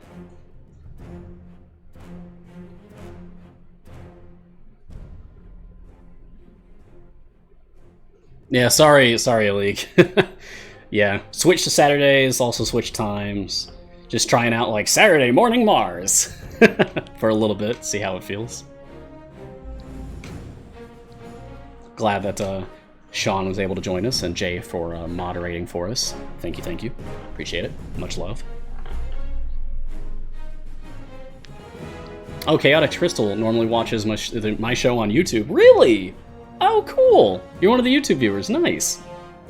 I check every now and then to see, like, how many views are our shows getting on YouTube? And there's some. It's like there's some people out there who do watch our shows on YouTube, and oh, that's nice. Thanks for chiming in. I'm glad you could join us today for a live one.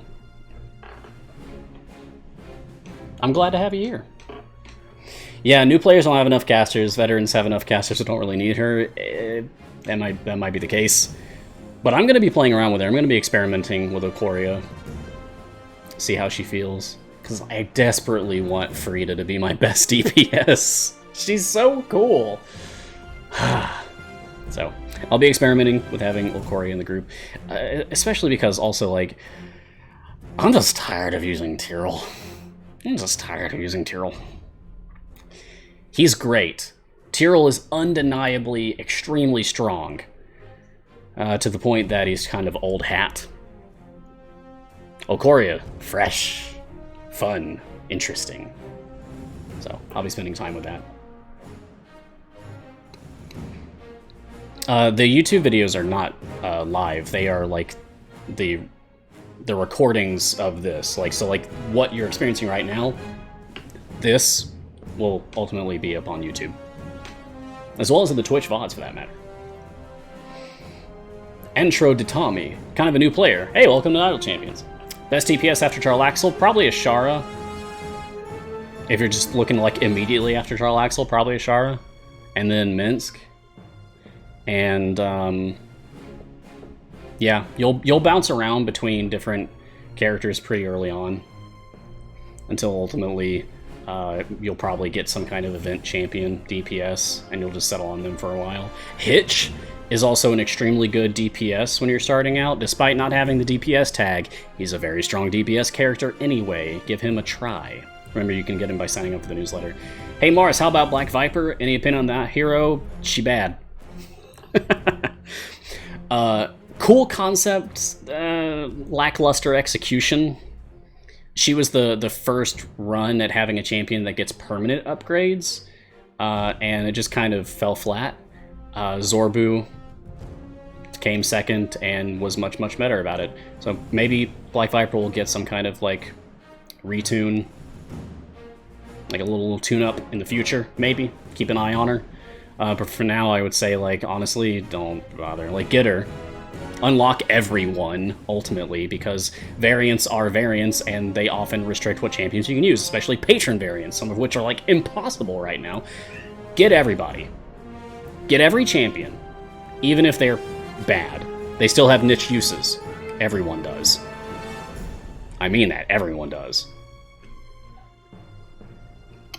Oh, hey, CNE Games posted the YouTube channel for anyone who's asking about it, so check that out. Thanks for posting that for everybody. Oh man, I gotta go. Time got away from me there. I got so excited hanging out with you guys. We've got 1 minute left. All right, let me do my outro and I'll peace out until next week. So, thank you everyone for joining me for this episode, this special Saturday morning edition of Mars Guiding Hand. I hope to see you all again next time. Should be Saturday again. Make sure to tune in to all of the other excellent shows on our channel right here, twitch.tv/CNE Games. We've got the official CNE stream. We've got Griddle Champions, pancakes, what's not to love. We've got hashtag GG2E, we've got Bardic Inspiration, and we've got Evergreen Champions, which is a joy. They're all wonderful. Yeah, go check those out. They're great. You can follow Idle Champions on social media, if I can talk right. Please join our community in places such as Discord, Reddit, elsewhere. You can find me on Twitter at Ryan Blake Hall, on twitch.tv/Storyteller Mars, and just generally being active everywhere I can. Thank you to Codename Entertainment for this incredible opportunity to be part of the game and the community that I love so very much. And thank you to our wonderful moderators, Jay this time, for all that they do in keeping our chat nice and safe for everybody. Wherever you are in the multiverse, please stay safe. I mean that. Be kind to yourself. Be kind to others. The world needs kindness now more than ever. I'll see you again soon. And until then, look sharp. See ya. Bum bum bum bum bum bum bum bum bum bum bum bum bum. We got Okoria. It's a big day for Idle Champions.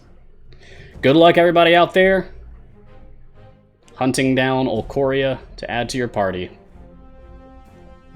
I hope you enjoy the adventure, and I hope she adds a nice special something to everyone's formations. All right, see you next time.